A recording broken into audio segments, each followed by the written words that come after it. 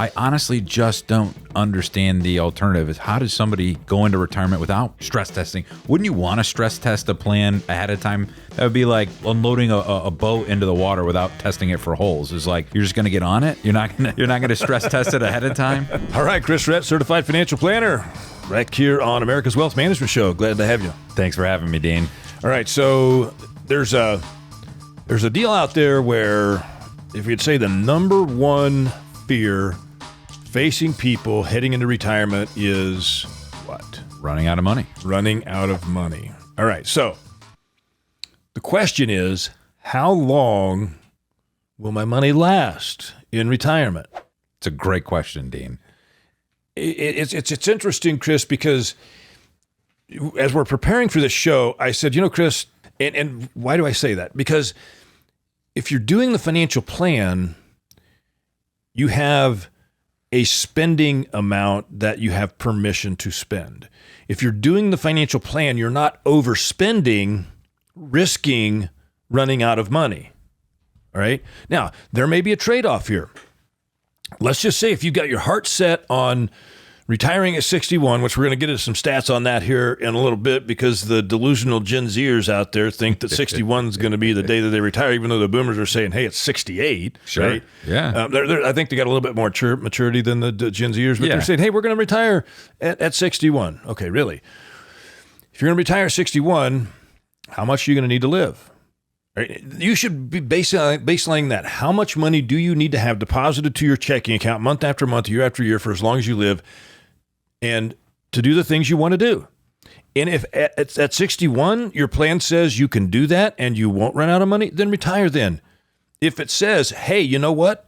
Spending $5,000 a month isn't going to cut it. You're going to need to cut that back down to $4,000 if you don't want to run out of money. Then you're going to have to figure out a way to live on $4,000 a month. There's a science to this. Absolutely. No. And that's what I was going to say, is that you have to understand the trade-offs, right? Is that it's not saying no, it just might delay gratification a little bit more. Is the pie in the sky is at 61, but the trade-off is either 4,000, or if you can work 3 more years, now you can have that 5,000 a month. Yeah.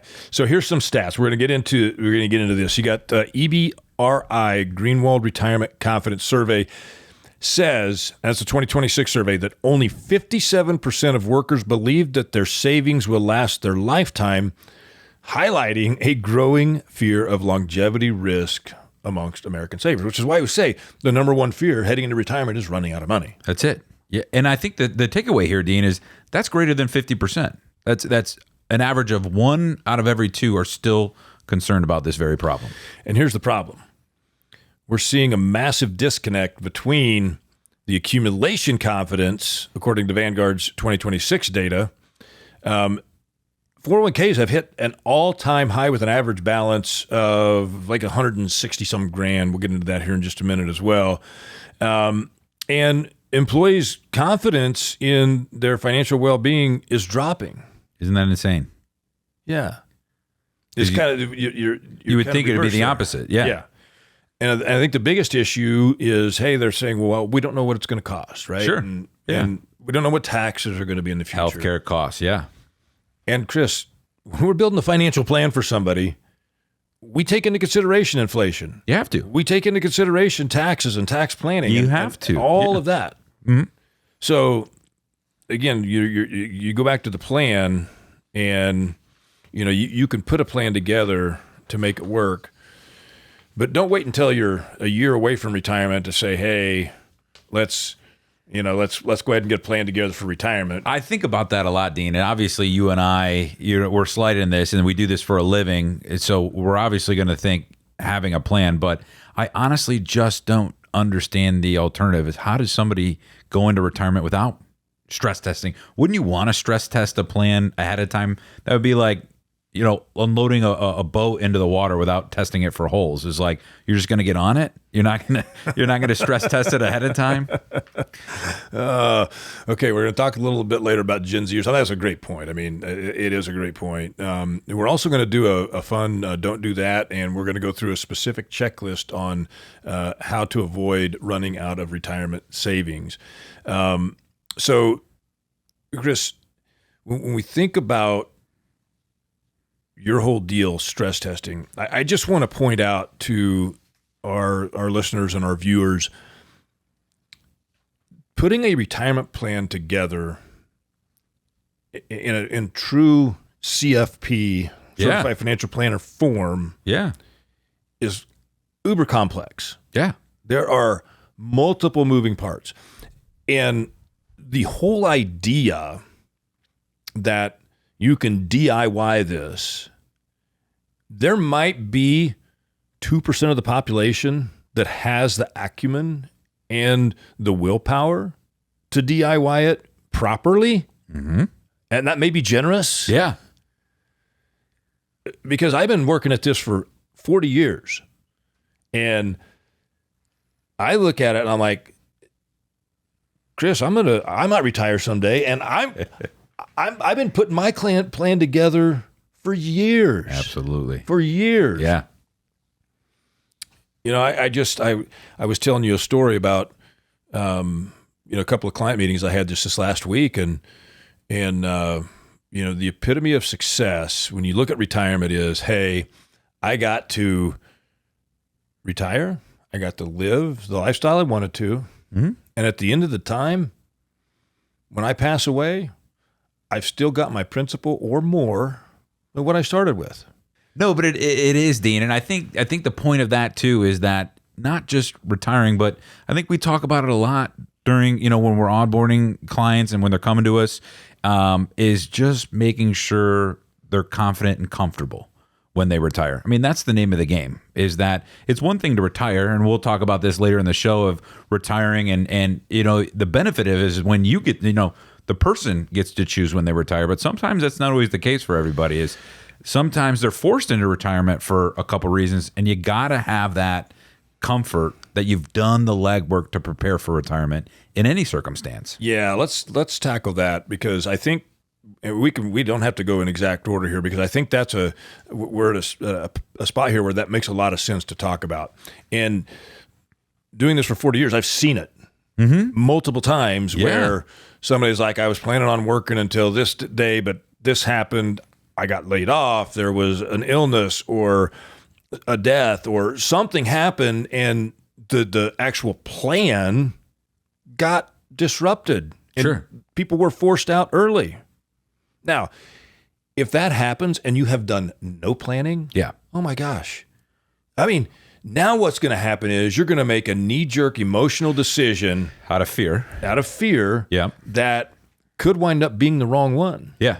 And it could be catastrophic. Yes.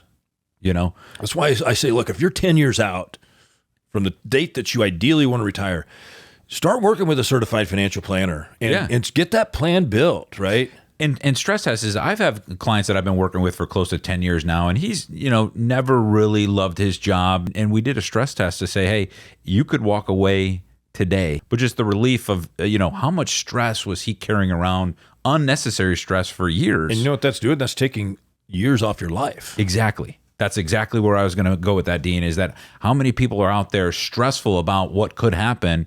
And if they just stress test a plan knowing that, hey, if your employer or health comes around and says you got to retire sooner, you have a plan in place. That's right. That's right. It just makes sense. It makes sense. Responsibility. And that's what I mean is, in doing this and the way that we do it, I don't know how somebody goes about it any other way. Exactly right. So we talked a little bit earlier about the kind of the accumulation high, where you got these average balances, and I threw a number out. I was a little bit off. It's $167,970 is the average balance in a 401k. Up 13% over the last 12 months, which makes sense with market performance, right? And contributions, et cetera. Here's the funny part. This study was Vanguard. It says that 69% of participants are now utilizing professionally managed allocations. Interesting. Okay, because here's another piece, Chris. I don't know if you caught this in our prep for the show here. So, baby boomers, they carry an average balance in their 401k plan of $249,300.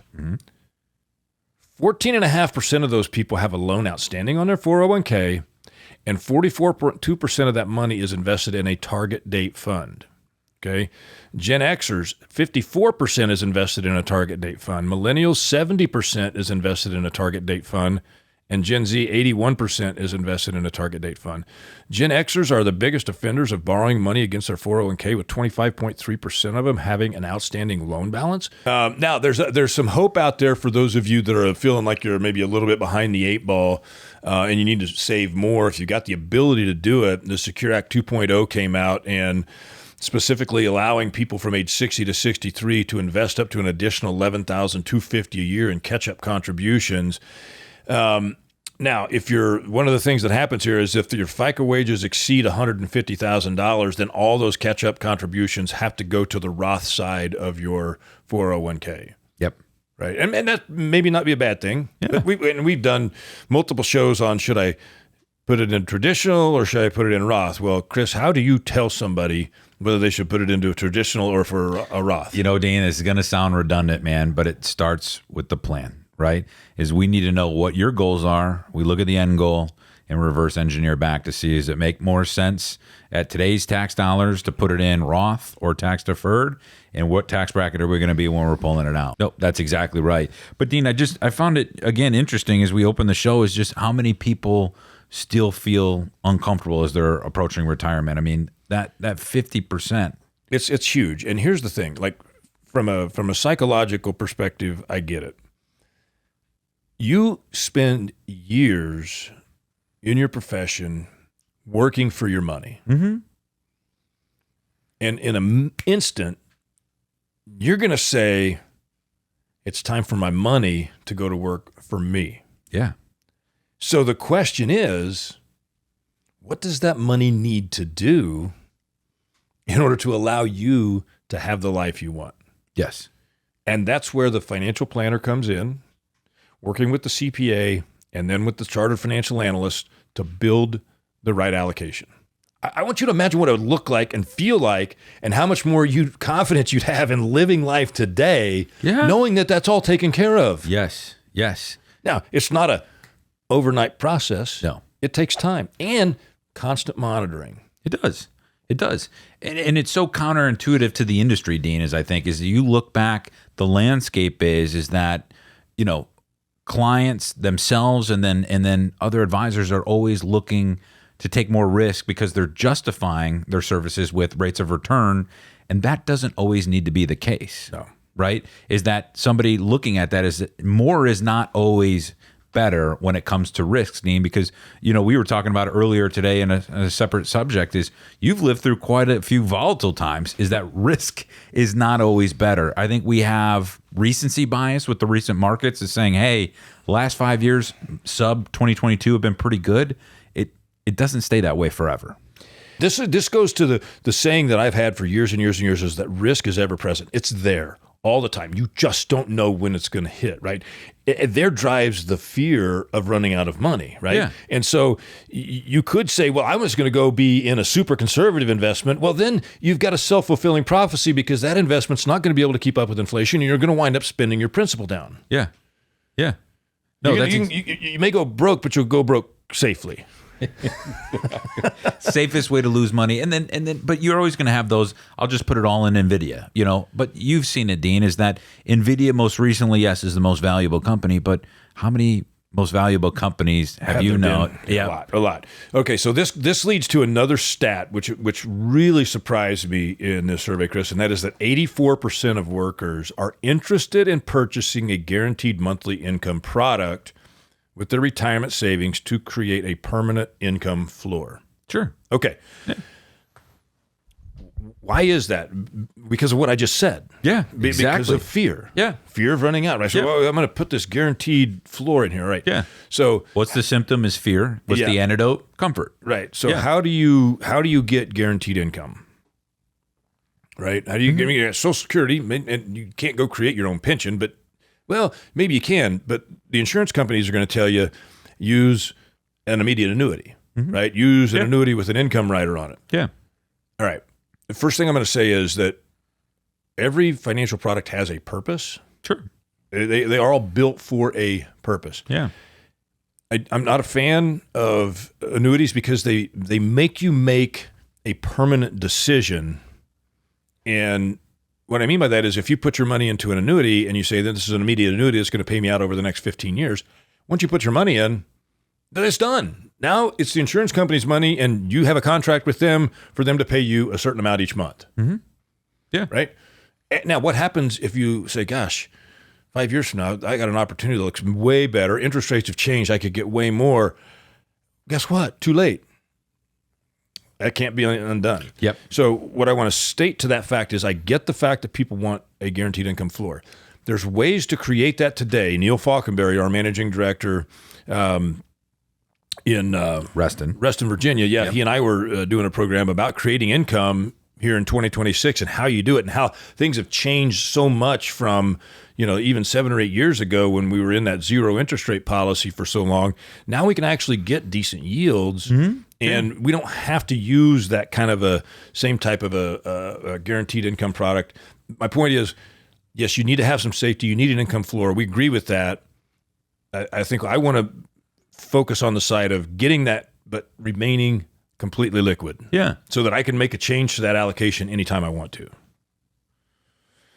All right. So we got a quick video here. We've got Dave Ramsey's daughter actually on this video. Yeah. And she's going to give us some information on Gen Zers, and you and I are going to get a chance to react to this. Sounds Chris. great, Dean. All right, here we go.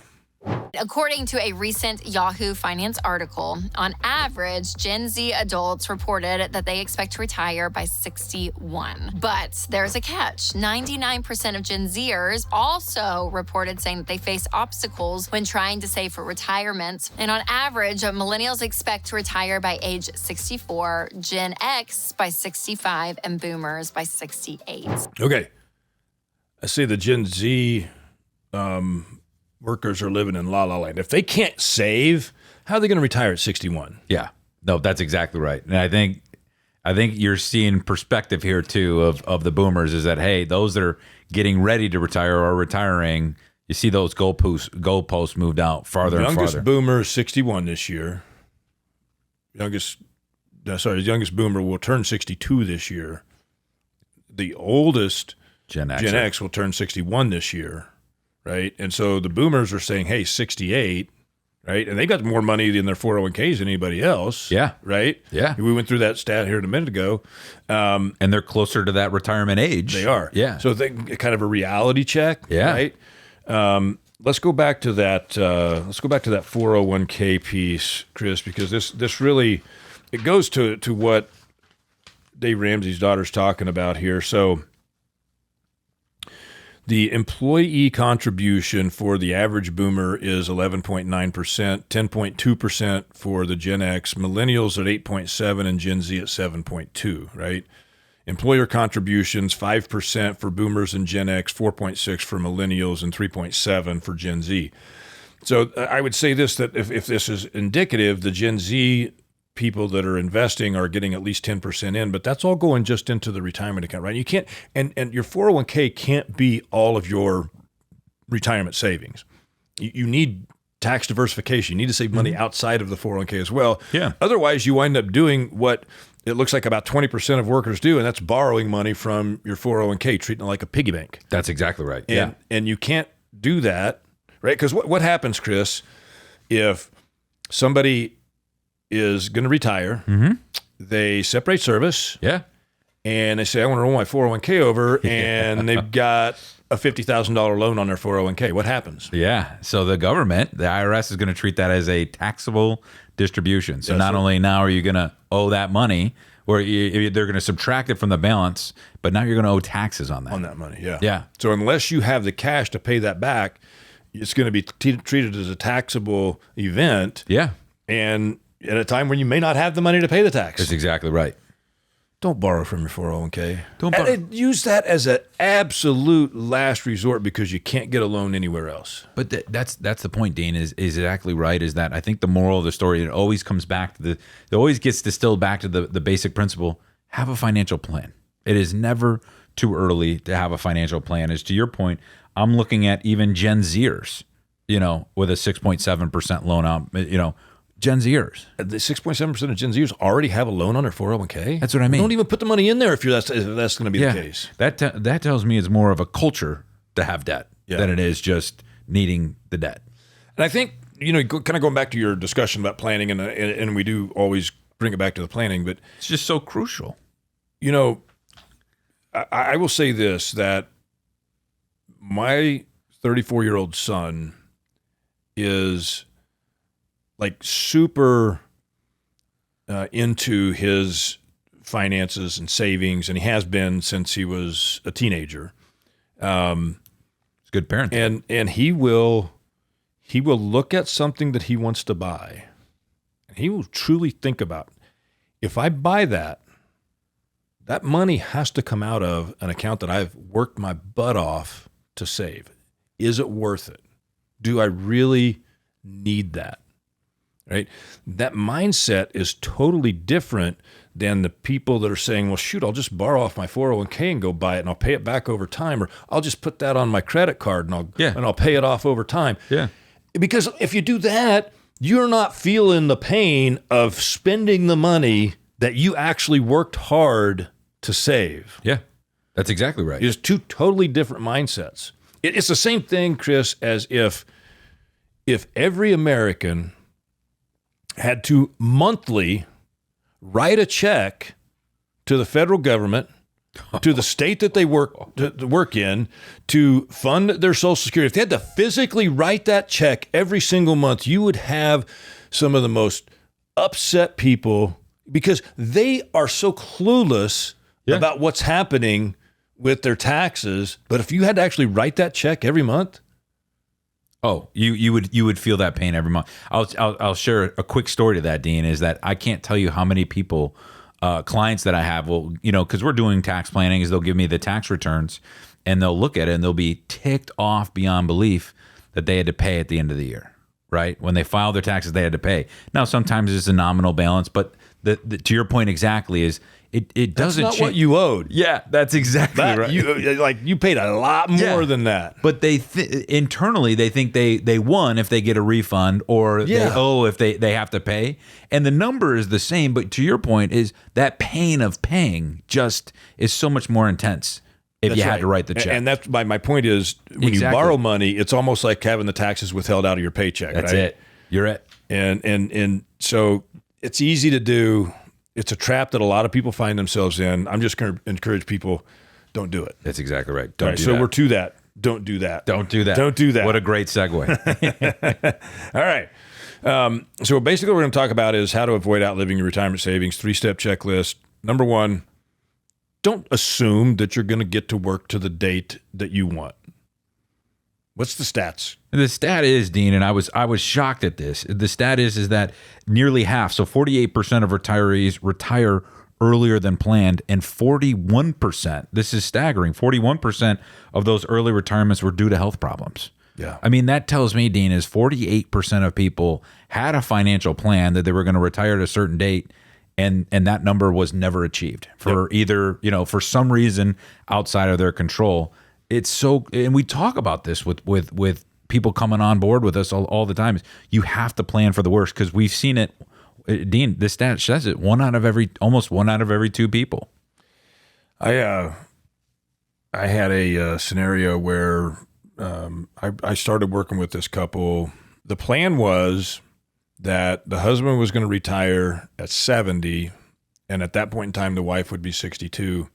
They had all these travel plans, everything went, and we'd been planning for years, right? Mm-hmm. The plan was solid. He has a massive stroke at 66, loses his ability to speak, he gets paralyzed on the right side, goes through 2 years of therapy, finally comes back, he can talk again.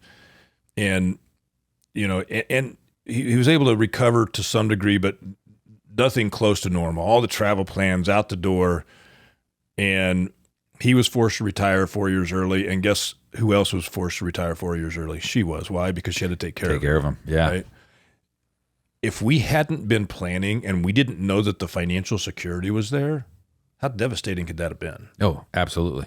That's exactly right. And so all of their goals were probably delayed or, compromised, but at the same time is the one thing, to your point, is that they didn't have to worry about was the financials, which right. when you're going through that, that's one thing you just don't want to have as an added stressor of how are we going to afford this? Because when somebody's going through something like that, you want to be able to afford them everything that they can do. All right. Number 2, don't carry debt into retirement unless it's good debt. Yes. Unless it's good debt. That's exactly right. All right. And if you know what good debt and bad debt is, go look up our YouTube video on good debt versus bad debt, because there are 2 types of debt. That's exactly right. Don't carry bad debt into retirement. Yep. And if you have I think debt, I did that with Dave Petzo out of our Boise office. Yeah. Managing director out of our Boise office. But all right.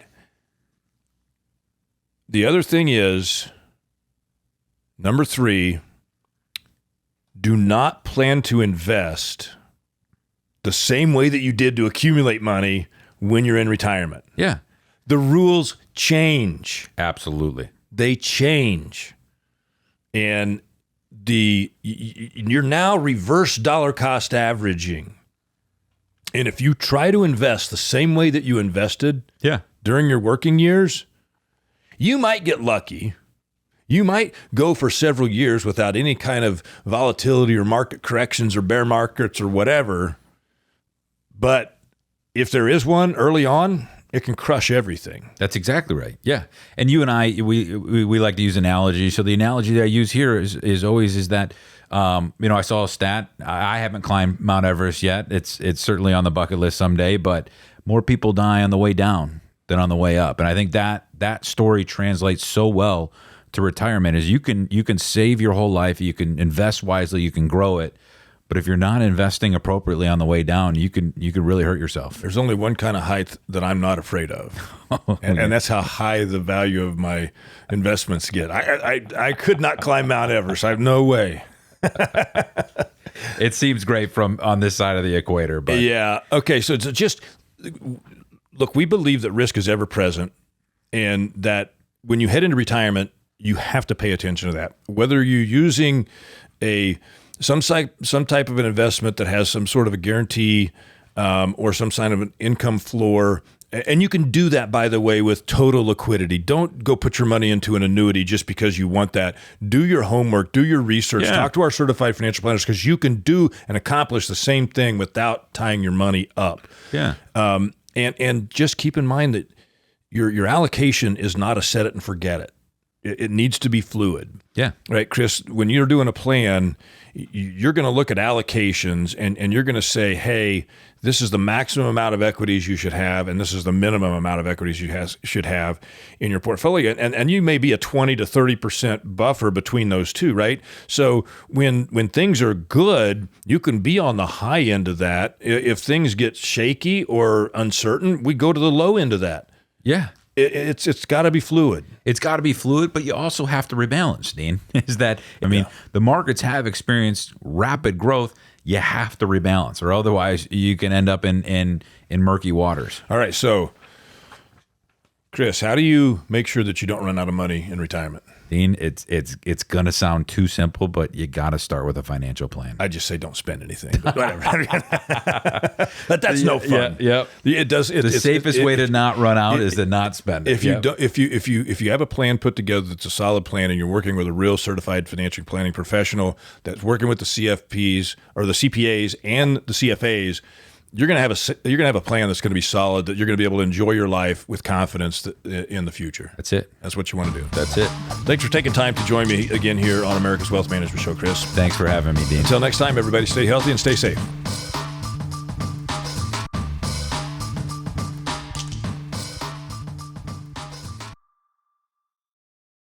The views expressed represent the opinion of Modern Wealth Management, LLC, a registered investment advisor. The information provided is for educational and illustrative purposes only and does not constitute individualized investment, tax, or legal advice. Actual results may vary, and investing involves risk, including the possible loss of principal. Modern Wealth Management does not accept any liability for the use of the information discussed. Please consult with a qualified financial, legal, or tax professional prior to taking any action.